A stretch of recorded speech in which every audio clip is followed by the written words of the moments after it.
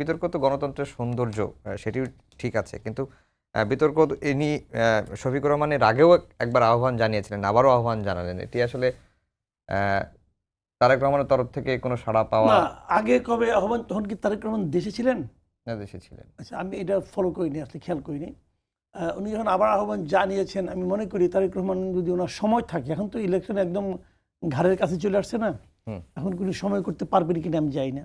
আমাদের এখানে তো, আমাদের দেশে তো এই প্র্যাকটিসটা নাই, বাট এই কালচারটা চালু হলে, যদি ওনাদের হাত দিয়ে চালু হয়, আমি কিন্তু খুশি হব। হুম। আমি খুশি হব। আমি মনে করি এই বিতর্ক হলে পরে মানে দেশের মানুষও খুশি হবেন যে একটা সব টেলিভিশনে যদি বিতর্কটা হয়, এবং যদি ওই বিদেশিদের হেবে হয়, আমেরিকায় যেভাবে হয় সেইভাবে যদি এরকম একটা নিরপেক্ষ একজন দুজন যদি থাকে, অ্যাঙ্কর থাকেন, প্রশ্নকর্তা থাকেন, আমি মনে করি এটা মানে একটা ভালো প্র্যাকটিস হবে। শুনেন, বিতর্কে কে জিতলো কে হারলো কিছু যায় আসে না। হুম। আপনার সঙ্গে, হিলারির সঙ্গে কিন্তু ট্রাম্প বিতর্কে জিতে নাই। তাতে কি ট্রাম্পের জয় থামে আসিল? থামে থাকে না। এগুলো বিতর্ক হতে পারে, আমি বিতর্কটাকে বরং হেলদি মনে করি, হেলদি একটা পলিটিক্যাল প্র্যাকটিস মনে করি। কিন্তু এখন এই মুহূর্তে যেটা সময় হলো একটা ফ্যাক্টর, মানে একদম কম সময়, একদম কানের কাছে, তো ইলেকশন হতে 1 সপ্তাহ নাই।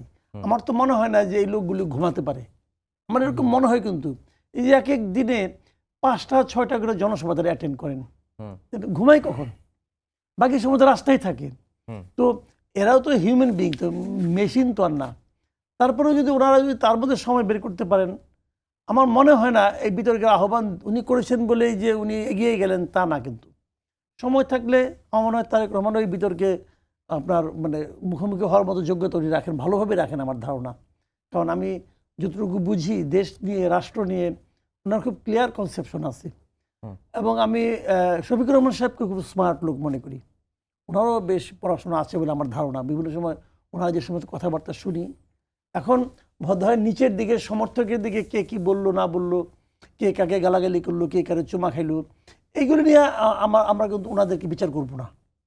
মানে বট বাহিনীকে দিয়ে কিন্তু আমি শফিকুর রহমান সাহেবকে বিচার করব না। আবার এখানে আবার এই বিএনপির এখানে নিচের দিকে এদের দিয়ে কিন্তু আমি মানে তারেক রহমানকে বিচার করব না। ওনারা দুইজন দুইটা শীর্ষ নেতা। দেখেন, আমি একজনকে পছন্দ করতেও পারি, নাও করতে পারি, কিন্তু নিয়তিটা কি? নিয়তি হলো একজন প্রধানমন্ত্রী, একজন বিরোধী দলের নেতা। সিম্পল। কিন্তু যেই হোক না কেন, উনি আর ইনি কে আমি যাই না, কিন্তু এই দুইজনই তো এই দুইটা পোস্ট, দুইজনই তো আমাদের জন্য গুরুত্বপূর্ণ। আমি দুইজনে কাউকে হেয় প্রতিপন্ন করতে চাই না।